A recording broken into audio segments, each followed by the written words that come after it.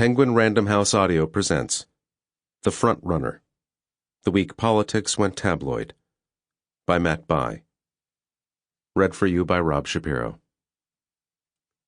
Gatsby turned out all right in the end. It is what preyed on Gatsby. What foul dust floated in the wake of his dreams that temporarily closed out my interest in the abortive sorrows and short-winded elations of men. F. Scott Fitzgerald. Preface.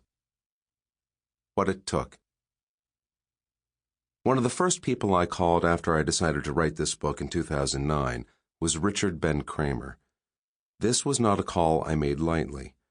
I had by this time been writing about politics for the New York Times Magazine for the better part of a decade, so I was not exactly a journalistic unknown, but Richard was in a different category altogether.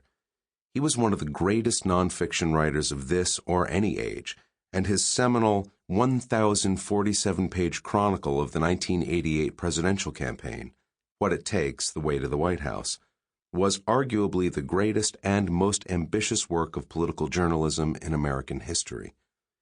We had talked by phone in the past, and I had written about him once, but never before had I sought his counsel.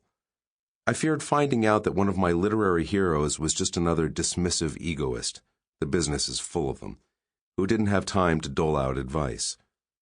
About 30 seconds into the conversation, Richard invited me to lunch at the old farmhouse he shared with his girlfriend, and later wife, Joan, on Maryland's idyllic eastern shore. Anytime I liked, he said, just pick a day. He wasn't doing much other than writing. The grace of that invitation wouldn't have surprised anyone who knew him.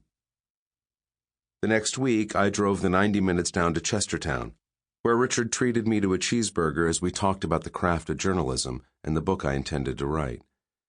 I had come to believe that there was something misunderstood and significant in the story of Gary Hart, whose spectacular collapse Richard had followed in What It Takes. I thought the forces that led to Hart's undoing were more complicated and more consequential, looking back now, than anybody had really appreciated at the time. I had in mind a book not simply about a single, captivating episode in American politics, but also about the cultural transformation it portended. I confessed that I had begun to doubt myself, however. Almost invariably, when I mentioned this idea to colleagues and friends in Washington, they reacted as if I might be teasing them, as if I had just said I was going to write my next book about bird migration or the Treaty of Westphalia. How could a discarded and discredited figure like Gary Hart possibly matter in the age of Obama? What did any of that have to do with the healthcare debate or the upcoming midterm elections? Maybe I should listen to the skeptics, I said to Richard. It seemed to me that there was a fine line between being visionary and being obstinate. Hart, more than anyone I could think of, illustrated this point, and most of us ended up on the wrong side of it most of the time. Richard took all of this in, occasionally stroking his wispy beard or fiddling with his John Lennon-like glasses. And then he seemed to be in the grasp of a revelation, and he leaned back for a long moment and assessed me. "You don't want my advice," Richard said at last. "You want my permission." It was true.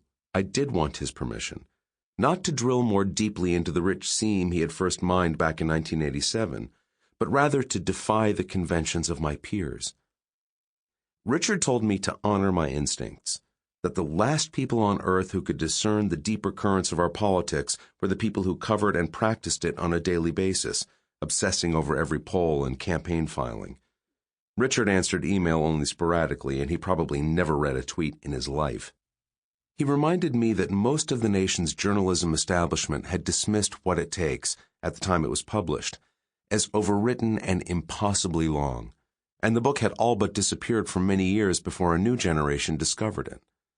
Why in the world, Richard asked me, would I listen to those people?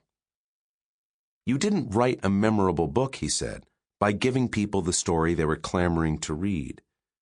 You had to tell them the story they needed to hear." What It Takes is an astounding work, a contemporaneous biography of 6 different candidates, all portrayed from deep within their own psyches. Over the years, I have probably talked with a few dozen people who are subjects or sources in Richard's Sample complete. Ready to continue?